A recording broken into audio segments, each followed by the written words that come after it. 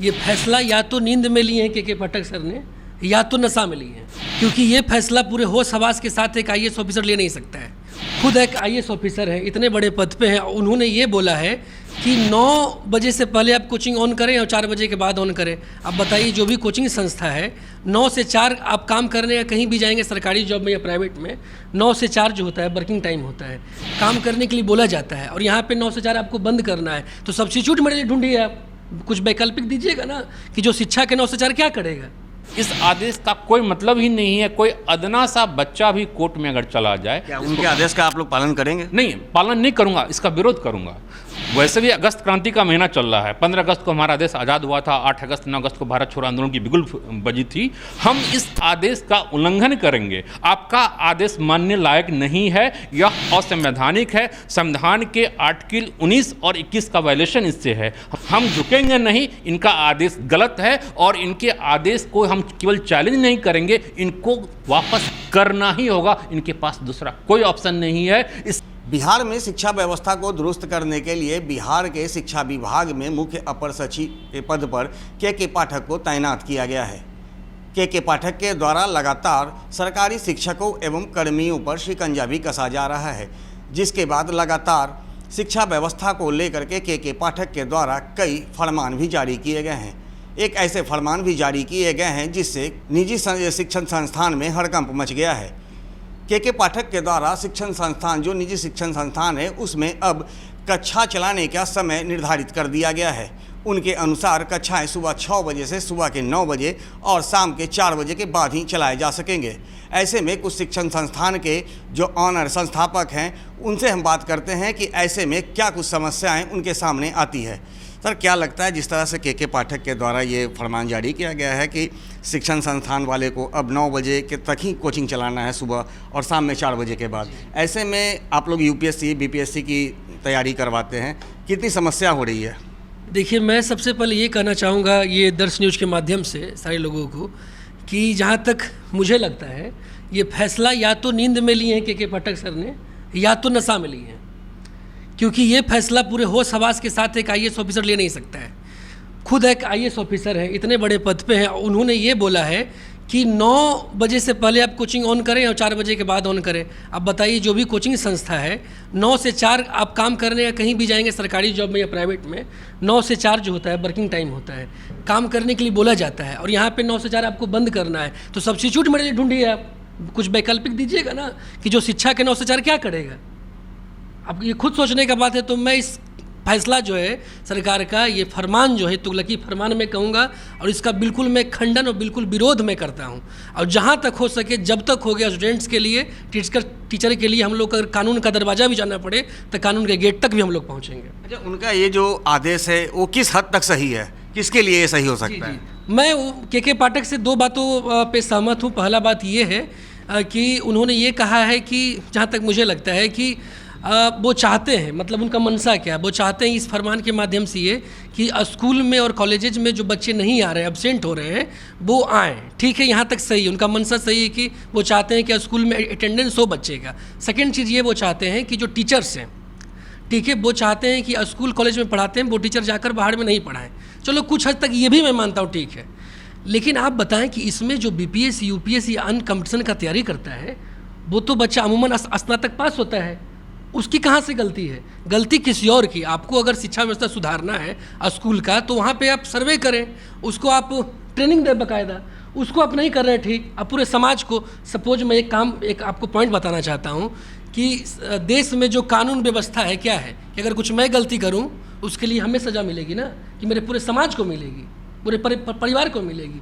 अगर कुछ गलती टीचर का है जो स्कूल में सही से नहीं जा पा रहे हैं, उनकी गलती की सज़ा तो पूरे संस्था को आप दे रहे हैं, जिनको स्कूल से कोई मतलब भी नहीं है। मेरा रोजी रोटी कोचिंग संस्था है, अब तो बंद कर दे रहे हैं। हम लोग तो पलायन हो जाएंगे, अब छोड़ के चले जाएंगे अन्य राज्य में। लेकिन हम लोग चले जाएंगे तो बच्चे लोग का भविष्य कौन निर्धारित करेगा? के पाठक सबको पढ़ाएंगे अकेले वो? तो बच्चे का भविष्य कौन तय करेगा? चूँकि जिस तरह से शिक्षण संस्थान के जो संस्थापक हैं, उनका कहना है कि ये जो तुगलकी फरमान है ये कहीं से सही नहीं। क्या लगता है सर, इसमें किस तरह से सुधार करनी चाहिए? क्या के पाठक को किस तरह से इसमें पूरी गुणवत्ता लानी चाहिए ताकि जो शिक्षण संस्थान है, निजी शिक्षण संस्थान, वो भी चले और किसी को भी प्रभावित ना होना पड़े, लोगों को पलायन ना करना पड़े, तो इसके लिए कौन सी रणनीति उन्हें अपनानी चाहिए? बिल्कुल, होना तो कुछ ऐसा ही चाहिए था कि जिससे हमारी शिक्षा की गुणवत्ता भी बनी रहे और जो संख्या बढ़ाना चाहते हैं कि अटेंडेंस स्कूल में बढ़े, वो भी बना रहना चाहिए।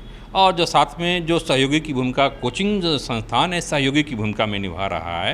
प्राइम टाइम में अगर किसी को आप काम नहीं करने देंगे, मान लीजिए कोई बड़ी MNC कंपनी है, कोई भी कंपनी है बाहर से बिहार में आती है, तो उसमें आप क्या उसको कहेंगे आप 9 से 4 तक आप काम नहीं कर सकते हैं, तो फिर काम कब करेंगे?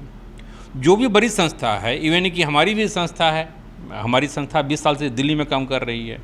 अब मैं पटना में यहाँ पर आया, यहाँ की मार्केट, यहाँ के स्टूडेंट्स, यहाँ की सारी चीज़ों को देखते हुए अगर आप मुझे प्राइम टाइम में काम नहीं करने देंगे तो 1 घंटा सुबह, 1 घंटा शाम, 2 घंटा सुबह शाम से, इससे हम मान लीजिए कहीं भी 10 बैच चल रहा है तो क्या संभव है जो चीज़ हम 12 घंटा में कर सकते थे क्या 2 घंटा में पॉसिबल है करना? सिंपल सी बातें हैं।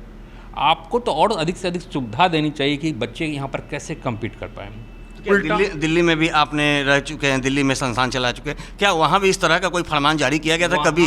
वहाँ तो और उल्टा सुविधा का कोई गाइडलाइन, उल्टा सुविधा दी जाती है। मुख्यमंत्री शिक्षा योजना है या प्रतियोगिता परीक्षा योजना के तहत वहाँ पर बहुत सारे कोचिंग संस्थान को आर्थिक लाभ दिया जाता है, अनुदान दिया जाता है।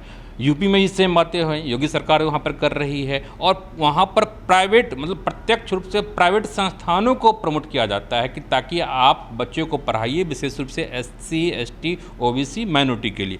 बिहार की बातें अगर करें तो यहाँ भी कोचिंग संस्थानों में मुख्य रूप से जो बच्चे आ रहे हैं, किसी भी संस्थान में आप चले जाइए, SC ST OBC के बच्चे ही ज़्यादा हैं जिनकी स्कूलिंग सही ढंग से नहीं हो पाई है, वह फाइट नहीं कर पा रहे हैं। जो एलिट क्लास के बच्चे हैं जिनका थ्रू आउट स्कूलिंग बहुत ही अच्छे स्कूल में हुआ है, DPS टाइप का, मिशनरी स्कूल का, क्या वो बच्चे फाइट कर सकते हैं? बैंकिंग, SSC, रेलवे है, BPSC है, सिविल, किसी भी एग्जाम में, NDS CDS किसी भी एग्जाम में क्या कम्पीट कर सकते हैं? नहीं कर सकते हैं। तो उनको कम्पीट कराने के लिए ही कोचिंग संस्थान की भूमिका होती है और ये फुल फ्लेजेड काम कर रहे हैं। अगर इनको फुल फ्लेजली काम नहीं करने देंगे तो 1 घंटा सुबह और 1 घंटा शाम में करने के लिए बाध्य करेंगे तो ये माइग्रेट कर जाएंगे। जो बाहर से आया है और जो भी संस्थान बाहर से आई है, जैसे हमारी संस्थान बाहर से आई है रिपब्लिका और अच्छा काम कर रही है, और भी बहुत सारे संस्थान हैं। इसमें इवन कि केवल BPSC और UPSC की बातें मैं नहीं कर रहा हूँ, बहुत सारे मेडिकल इंजीनियरिंग के भी जो कोटा में था, LN है, वहाँ भी चला रहा है, यहाँ भी चला रहा है। फिजिक्स वाले वहाँ भी चला रहे हैं, यहाँ भी चला रहे हैं। यहाँ की क्योंकि बच्चे कोटा के भी बच्चे, कोटा में जो बच्चे होते हैं यहाँ के ही बच्चे होते हैं, तो उनको लगा कि नहीं बिहार में भी होना चाहिए। अब इससे क्या होगा, फिर से बच्चे कोटा जाएंगे, फिर से बच्चे दिल्ली जाएंगे, जा भी रहे थे, लेकिन वो जो जा रहे हैं वो एलिट क्लास के बच्चे जा रहे हैं। यहाँ पर आने से यहाँ के बच्चों को क्या सुविधा हुआ कि उनको कम खर्चे में अपने शहर में, अपने राज्य में रहते हुए घर से बोरा में वो चावल दाल गेहूँ ला करके लाता है। तो क्या करना चाहिए आपके के पाठक को? बिल्कुल इसको वापस लेना चाहिए, क्योंकि वैसे भी यह जो आदेश है असंवैधानिक है और गैर कानूनी है।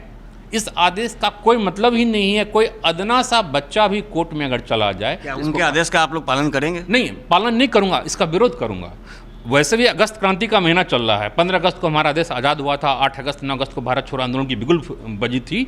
हम इस आदेश का उल्लंघन करेंगे। आपका आदेश मानने लायक नहीं है, यह असंवैधानिक है। संविधान के आर्टिकल 19 और 21 का वायलेशन इससे है। हमारे मूलभूत जो अधिकार है, यह मूलभूत अधिकार हमें सरकार ने नहीं दिया है, ना तो बिहार सरकार ने दिया है, ना भारत सरकार ने दिया, हमें डायरेक्ट कॉन्स्टिट्यूशन से मिला है। We the people of India से हम शक्ति हमें प्राप्त है। सरकार हमारे ऊपर यह आदेश इम्पोज नहीं कर सकती है। और वैसे भी सरकार का आदेश की जो सीमा है वह सरकारी स्कूल तक ही है, जहां पर सरकार का अनुदान है, सरकार सैलरी दे रही है।